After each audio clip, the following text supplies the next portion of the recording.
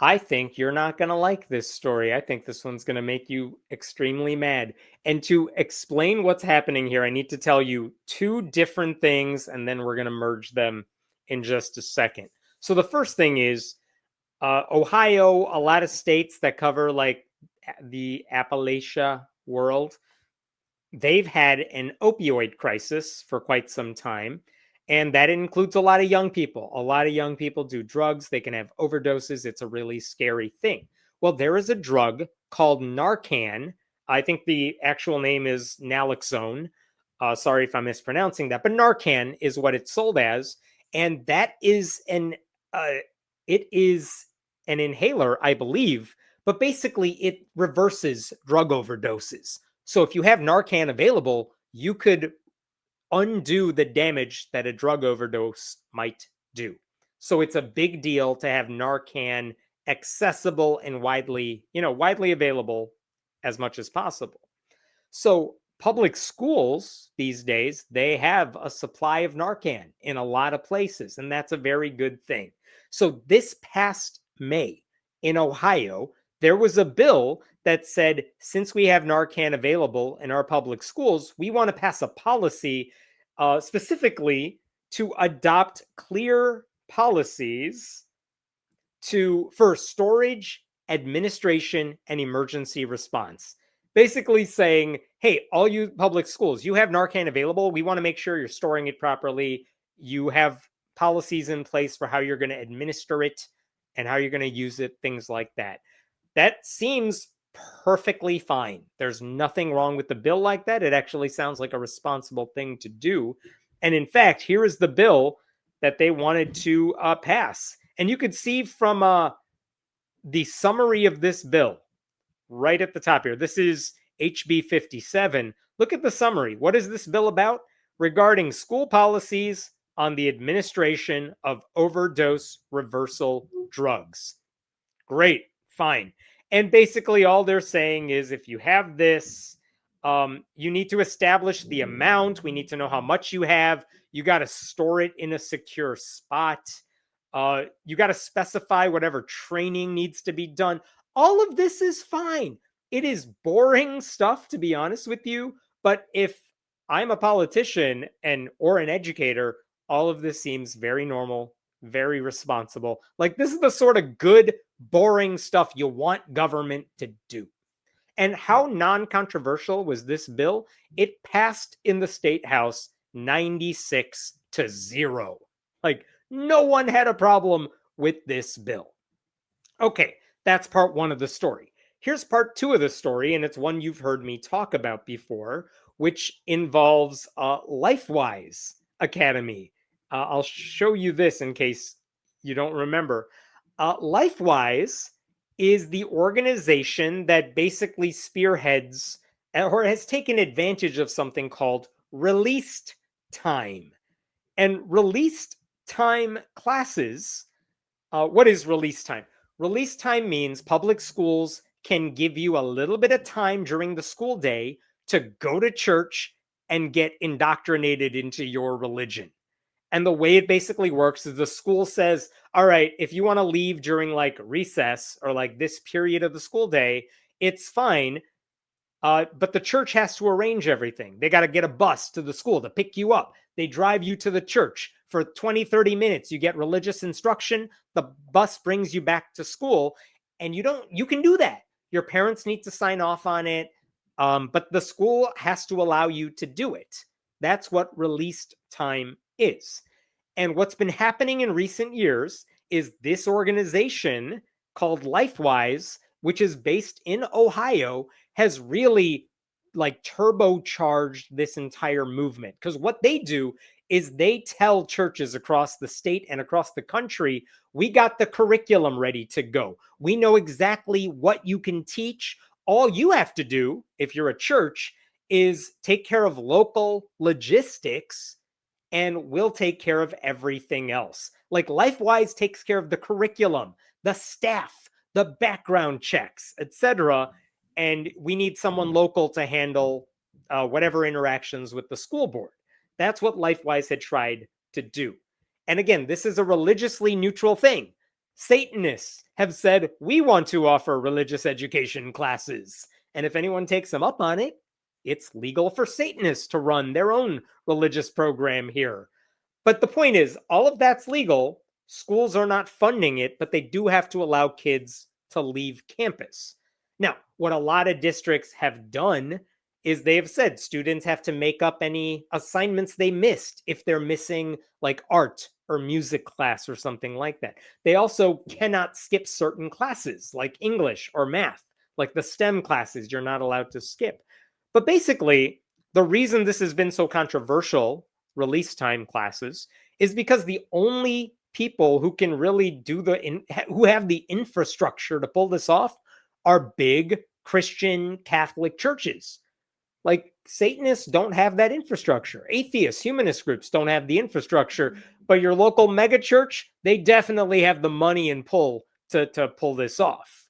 Okay, so the times we've talked about release time is when kids go, but then they come back to school and they have little toys and candies and they pressure their friends to come with them to church, and it becomes coercive and really creepy. And a lot of school boards have had to deal with policies where they say, if you come back from church, no trinkets, no candy, no luring children into your white bus or whatever. So I bring this up because in Ohio, they already have given LifeWise everything they wanted. And in fact, earlier this year, the state passed a law forcing every school district in the state to have a policy for released time. In the past, it was optional. Your school district is allowed to do release time if it wants to. But in Ohio, they have to have a release time policy. And the policy specifically says kids are allowed to leave for up to 2 hours of the school day or 2 periods of the school day. So you got to have a policy allowing for this. And here's the issue now. And I'm going to bring this up because this is what merges our stories together.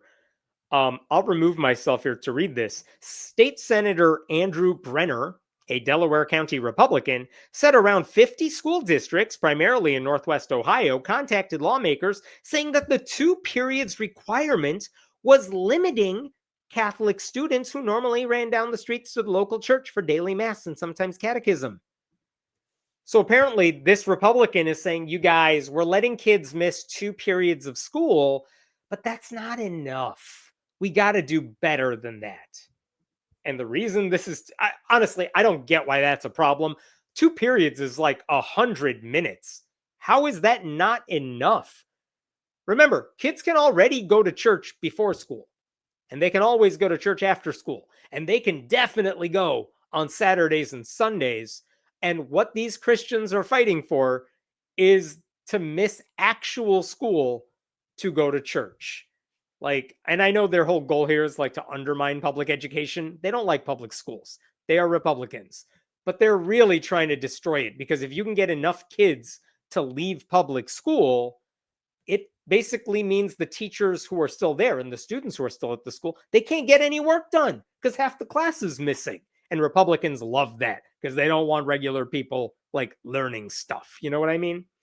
So here's there was a funny op-ed in the Cleveland plain dealer, and this is from an author named Layla Atassi. This is what she wrote. If I decided my daughter needed 2 hours or more out of school each week to hike in the woods and connect with something larger than herself, would the state bless that? If another family wanted to pull their child for meditation or community service, would lawmakers rush to protect their right to do so? Of course not. Only religion earns that privilege, and at the moment, LifeWise is profiting from it. And I'll come back to this in a second, but here's where all of this is merging. When I told you that Narcan bill passed 96-0 in the state house, it then traveled to the state Senate, and they decided to change the bill, and then they passed it. And now, check this out. This is now a bill regarding school policies on the administration of overdose-reversal drugs and limits on student attendance in release time courses in religious instruction. And here's the only part of this that matters. What this law used to say is that, hey, you know that released time policy we have? It kids who want to leave school, it shall not exceed number 2. For students in high school, you cannot exceed 2 units of credit per week. That's like 2 periods of school. You cannot go more than that. Look at what they changed it to. Unless otherwise specified in a school district's policy, a student shall be allowed to go for that long. Think about what this does. What this bill now does is it says, hey, school districts, if you want to pass a policy that allows kids to miss 4 hours, 5 hours of the school day, you're allowed to do that. A few months ago when we passed this law, it said no more than 2 periods, no more than 2 credits of the school day. And now they're saying no more caps. You can do whatever the hell you want as long as you put it in writing.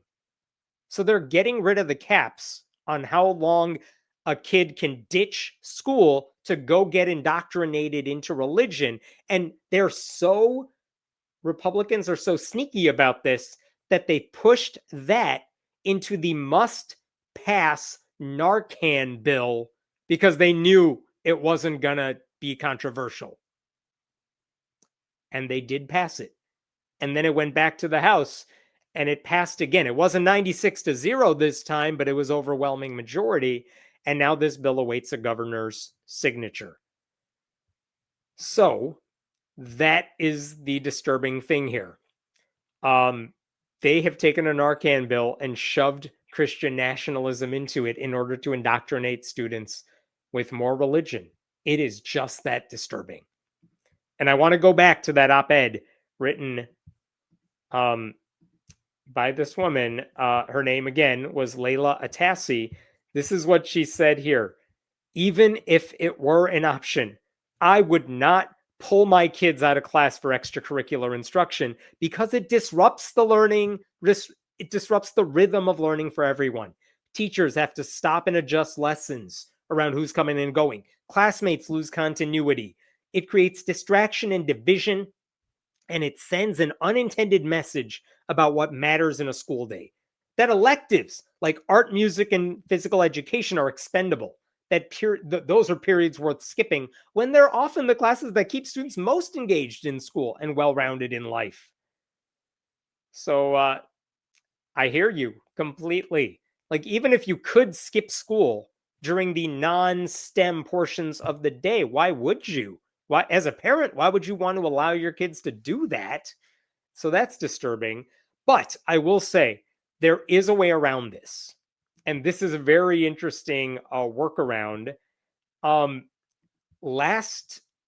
In July of last year, after Ohio already passed a law saying release time is mandatory, one school district, I think the Berea City Schools, they passed a policy that kind of worked around what Ohio Republicans did. They passed a policy saying students shall not be excused from a core curriculum subject course to attend timed release instruction, which I already knew. They can't leave STEM classes, but look at this. An addition to the policy now reads, Berea City School District deems all graded courses to be core curriculum, including but not limited to courses that have state-approved learning standards. So if you get a grade in a class, and guess what? In gym, you get a grade. In music, you get a grade. In art, you get a grade. That counts as core curriculum now, and you're not allowed to leave during the school day. So they passed that policy, and that basically undoes what Ohio Republicans tried to do. And now, even with this, if the governor signs this into law, and he totally will, even if he does that, that school district, the kids there don't have a choice to skip school to go to church because their school district's policy says you're not allowed to miss graded classes. Not if you want credit, not if you don't want to be punished for it. So now, here's the thing. Every school district in Ohio needs to do that because right now, Republicans in Ohio, with the support of some Democrats who were like, well, I want to pass the Narcan bill so I guess I'll sign on to this. If you want to counteract that, they need to pass a bill limiting which classes kids are allowed to skip. Otherwise, I promise you, LifeWise is going to take advantage of this and have as many kids as possible leaving public schools during the school day. So that is a big deal. This is not about religious freedom. This is about destroying public education using legislative loopholes and religious excuses. This is what Ohio Republicans did. They are hollowing out an institution that binds our pluralistic society together. Every minute a kid is not in school, and when they are subject to proselytizing, that is time stolen from a class when they might actually learn something useful. Learning about Adam and Eve, you can waste your time on Sunday morning doing that. Don't waste a school day when they're supposed to be getting smarter. I mean, the fact that this religious giveaway was shoved into a bill meant to save lives with Narcan, it's symbolic of how Republicans now operate. They know their ideas are so shitty that they can't stand on their own. So they try to sneak it into bills, hoping no one will notice. And the truth is, I did not see a lot of media coverage about this particular maneuver. Couple local articles, but that's about it. I wanted to bring that to your attention. Honestly, if you live in Ohio, you should be contacting your school district and saying, what are you doing so that kids are not skipping a lot of school to go to church now that the state legislature is giving you that option, giving kids that option? I will leave it there. What question? What questions? American children already don't get enough education. They don't need to get pulled out for yet more indoctrination. Very true. And again, ultimately, this is up to the parents. If you have good, responsible parents, you're not allowing your kids to skip school to go to church.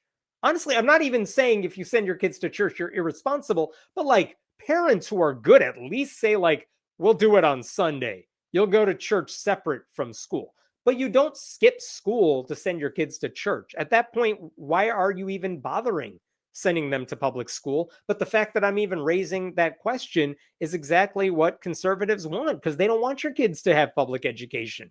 They want everyone to be siloed and homeschooled and in a bubble and brainwashed with Christianity. Wonder how many kids will get religious trauma and turn to drugs from stuff like this. Very true. But that'll be okay if they have Narcan. Is that where we're going with the ... Did I get it right? Huh? Oh, I don't know. Dallas just got some free Narcan vending machines. Finally. Yeah, I don't know why any city, to be honest, but ones that can afford it, why wouldn't you do this? It seems like a pretty safe thing to do. I kind of wonder if there's any opposition to this from the same people who oppose like HPV vaccines. You know what I mean? Where they're like, well, you're just encouraging kids to make risky decisions. Like, no, putting on a seatbelt is not me telling you to drive recklessly. It's saving you in case that happens, which is a real thing. Let's just acknowledge reality. You know what I mean? So I'm glad Dallas got those free Narcan vending machines. So no trying to fight the problem, just hand out Narcan to fix the symptom, but not the problem. I don't think that's the right question. And not that I'm trying to give credit to Ohio Republicans. I honestly don't know what they are doing to actually fight the opioid addiction problem. But that is a separate issue from saying we acknowledge that it is an issue. How can we make sure no one dies of a drug overdose? Well, let's make sure Narcan is available. That's a very good thing. And we also need to address the root problem of drug addiction and where people are getting access to that stuff. But those are two separate things to me. I don't think it's one or the other. So I don't buy the premise of this question.